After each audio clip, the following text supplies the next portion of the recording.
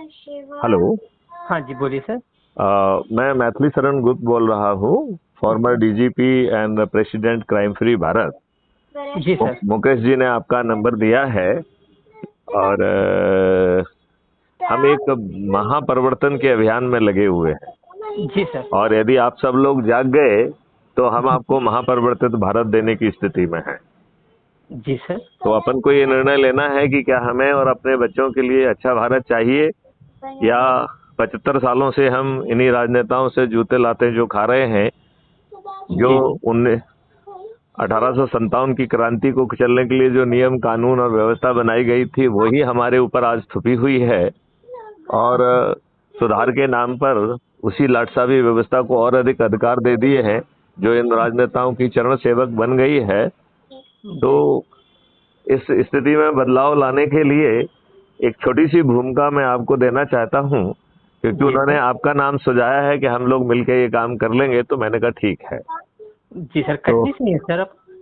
मैं भोपाल मध्य प्रदेश से बोल रहा हूँ। अच्छा, भोपाल। डीजीपी जो है ना कटनी में नहीं रहते नहीं, अच्छा। हाँ, मैं उसके लिए वही मैं कंफ्यूज था ना सर, क्यों डायरेक्ट कॉल है ना सर आपकी। हाँ हाँ, मुझे अभी आपका नंबर दिया है मुकेश जी ने। मुकेश चंदेरिया जी ने? हाँ, मुकेश चंदिया जी ने। अच्छा जी। हाँ हाँ, वही मैं कंफ्यूज हाँ था कि हाँ कटनी से। हाँ, नहीं मैं आपको सीधे नहीं जानता हूँ। जी जी जी, हो बिल्कुल। सकता है कि आपने मेरा नाम जरूर सुना हुआ हो, क्योंकि मैं जी जी। तो इसमें जो आपको काम करना है वो मैं थोड़ा सा आपको समझाता हूँ। जी सर।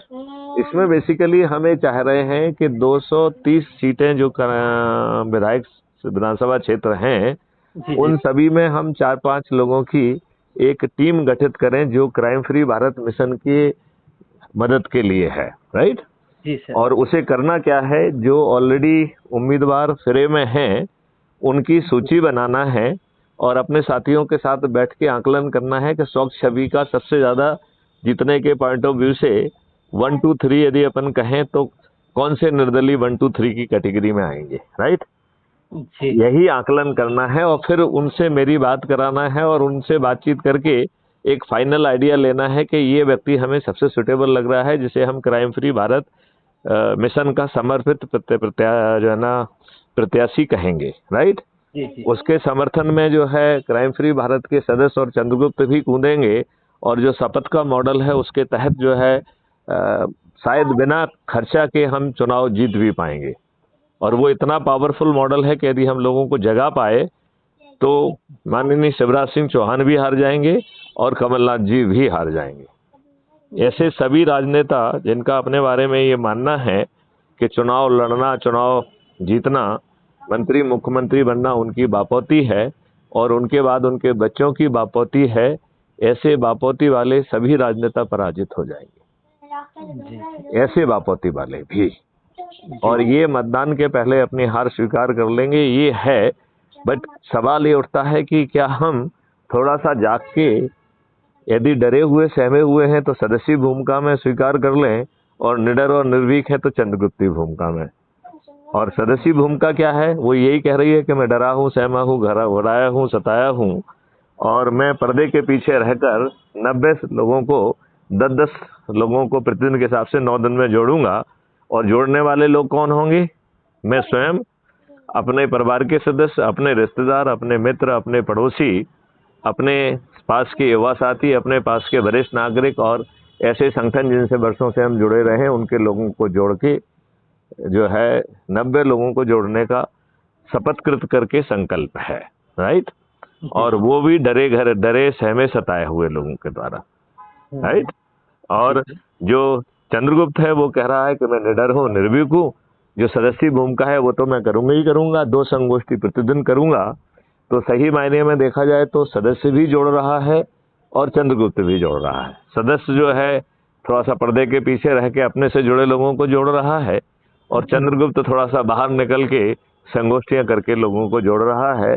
तो प्रचार अपने आप बहुत फास्ट तरीके से हो पाएगा, राइट।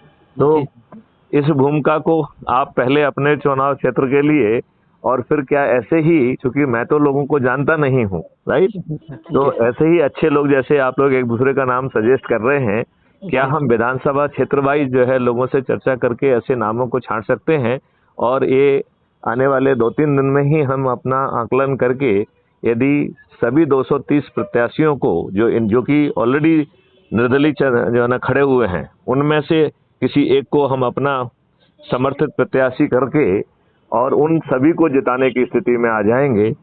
और 14, 15, 16 को जो है वो लोग छत पे चढ़ के थाली बजाकर दीपक जलाकर जब उद्घोष करेंगे तो ये लोग जो है चुनाव के पहले अपनी हार स्वीकार करने का जो है ना इन्हें मन बनाना पड़ेगा।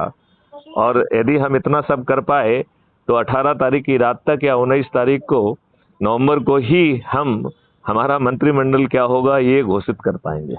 जी इतना पावरफुल है। तो नवीन जी बताइए, आप अपने बच्चों के लिए और खुद के लिए इसमें हमारी मदद करेंगे?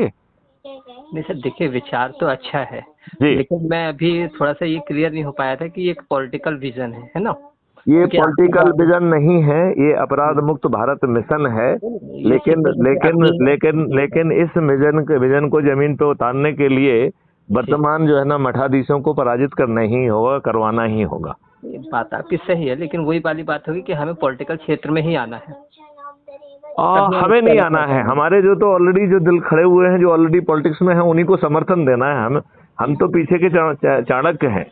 नहीं, मैं तो समझ गया कि हाँ वो अच्छी सोच है और इसमें कोई दिक्कत नहीं। देखिए अच्छी सोच के साथ तो हर एक विचारधारा खड़ी हो जाती है जो देश के निर्माण के लिए या सकारात्मक रचनात्मक कार्य के लिए रहती है। इसमें कोई दो बात होती नहीं। यदि आप केवल एक रचनात्मक सोच है तो उसके साथ तो सभी खड़े हो जाएंगे, मैं क्या 50 लोग खड़े हो जाएंगे। लेकिन इम्प्लीमेंटेशन कैसे होता है ये महत्वपूर्ण है सर। आप इतने बड़े मतलब अधिकारी हैं और आप वो इम्प्लीमेंटेशन के ऊपर इतना सारा काम है। यदि आप crime free Bharat YouTube channel पे जाएंगे तो आपको मालूम पड़ेगा कि उसमें कितनी टेक्नोलॉजी डिजाइन की गई है। 12 तो हमने स्मार्ट इंडिया हैकाथॉन की है। 54 यूनिवर्सिटी के साथ टाई अप होके ढेर सारे टेक्नोलॉजिकल सॉल्यूशन डिजाइन किए गए हैं। तो ये कोई राजनीतिक पार्टी के स्लोगन नहीं है, ये तो मॉडल है उसको उतारने के लिए। अब वो मॉडल को जमीन पे उतारने के लिए जब तक आपके पास सत्ता का पावर नहीं होगा ये करने ही नहीं देंगे आपको। बिल्कुल बिल्कुल। अब मुकेश जी ने नंबर दिया है तो मुकेश जी तो एक जागरूक समाज सेवी हैं हमारे नगर के। हाँ। और हम लोग एक दूसरे से लिंक अप तो रहते हैं सभी लोग। हाँ। जो भी सामाजिक क्षेत्रों में कार्य करते हैं। आप उनसे बात कर लीजिए। मैं आपसे अनुरोध करूंगा कि समय कम है, हमें ये सब काम 2-3-4 दिन में ही कंप्लीट करना है। और फिर मुझे दौरा करना होगा क्योंकि मैं संभागीय क्षेत्र में आके उन सभी उम्मीदवारों को एक जगह खड़ा करके फिर प्रास वार्ता लेके और जो पब्लिसिटी मटेरियल है, सदस्यों की शपथ आदि को जो है जारी करूंगा। तो उस काम के लिए जो है हमें फिर जो है मतलब कम से कम मुझे राउंड लेने में ही पूरे सब जगह का 3-4 दिन तो लग ही जाएंगे। जब यदि हम युद्ध स्तर पे भी घूमेंगे और पहले से हर चीज टाइप रहेगी तो भी मुझे लगता है कि 4-5 दिन तो लग ही जाएंगे। और वो भी जब हम केवल संभागीय स्तर को विजिट करेंगे पाएंगे। बिल्कुल। और तो सभी लोग संभाग पे इकट्ठे हो जाएंगे। एक जगह गए, एक से दूसरे संभाग गए, दूसरे तीसरे संभाग गए, इस तरीके से आगे चलना पड़ेगा। और क्योंकि ज्यादा समय दे नहीं सकते हैं तो उसको उतने समय में ही चाहे ज्यादा फिजिकल कष्ट उठाते हुए करें लेकिन उसे करना ही पड़ेगा क्योंकि इजी ऑप्शन है नहीं। बात समझ रहे ना आप? जी। बहुत कठिन आपने व्रत ले रखा है, मैं तो व्रत कहूंगा आपको। जी। आपने इतने कम समय में दिया है सर कि देश अच्छा है लेकिन टाइम अब आपको देखो 2 फायदे होते हैं। कम समय से फायदा भी होता है। कम समय से फायदा क्या होता है कि हम कुछ समय के लिए ज्यादा मेहनत करके लंबे समय की थकान से बच जाते हैं। ये आप तो का अपना एटीट्यूड है, लेकिन होता क्या है कि जैसे हम लोग हैं तो हम लोग अपनी दिनचर्या में व्यापार में भी संलग्न होते हैं, है ना। और इसके बाद कुछ नहीं करना है, अपने लोगों से सूची बना के गपशप मारते हुए बड़े इजी भाव में यार ये ठीक लग रहा है, ये ठीक लग रहा है, ये ठीक लग रहा है और 1 2 3 करके बात करा के काम खत्म हो गया। उसमें कौन सा टेंशन लेना है? नहीं बिल्कुल ठीक, वो तो मतलब बल्कि देखा जाए तो बहुत कोई टेंशन वाली बात तो नहीं है। अधिकांश लोगों को तो जानते ही होते हैं अपन। नहीं वो तो है नहीं। वो तो क्या होता है कि एक अवेयरनेस के लिए, देखिए आपकी बात मैं इजी वे पे समझ सकता हूँ लेकिन हर आदमी पॉलिटिकल नहीं होता, उसका विजन वैसा नहीं होता और हर आदमी कन्विंस वैसे नहीं होता है।